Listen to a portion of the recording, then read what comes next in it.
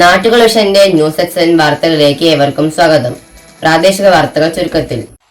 കോട്ടോപ്പാടത്ത് കാട്ടുപന്നികളെ കൊന്നൊടുക്കി. മണ്ണാർക്കാട് മേഖലകളിലെ വിവിധ കാർഷിക മേഖലകളിൽ വന്യമൃഗങ്ങൾ അതിക്രമിച്ചു കയറി കൃഷിനാശം വരുത്തുണ്ടെന്ന കർഷകരുടെ പരാതിയെ തുടർന്ന് വ്യാപകമായി കൃഷിനാശം വരുത്തുന്ന കാട്ടുപന്നികളെ വെടിവെച്ചു കൊന്നു. മണ്ണാർക്കാട് കോട്ടോപ്പാടത്തെ വിവിധ ഭാഗങ്ങളിൽ നിന്ന് 14ഓളം പന്നികളെയാണ് വെടിവെച്ച് നശിപ്പിച്ചത്. അംഗീകൃത ഷൂട്ടർമാരുടെ സഹായത്തോടെയാണ് ശനിയാഴ്ച രാത്രി പന്നികളെ വെടിവെച്ച് നശിപ്പിച്ചത്. സർക്കാർ നിഷ്കർഷിച്ചിട്ടുള്ള നിബന്ധനകൾ പ്രകാരം മേക്കളപ്പാറ പ്രദേശത്ത് മറവു ചെയ്യുകയും ചെയ്തു.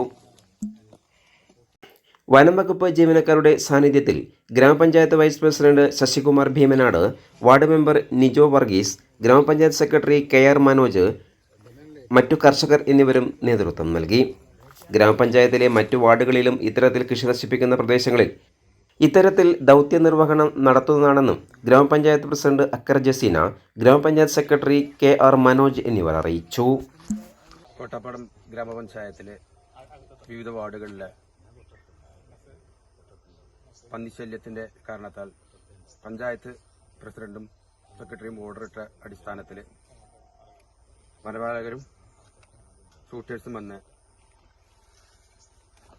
14ഓളം പന്നികളെ വെടിവെക്കുകയും അത് നിയമാനുസരണം അതിനെ മറവുകയും ചെയ്തു. ഇനിയും പരാതികളുണ്ട്. അടിസ്ഥാനത്തിൽ വീണ്ടും ഇതിനെ ഉത്തരവിടുന്നതാണ്.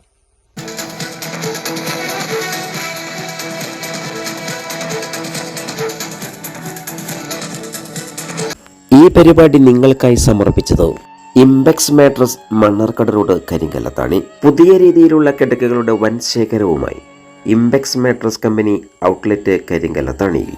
മൊബൈൽ 9526100066.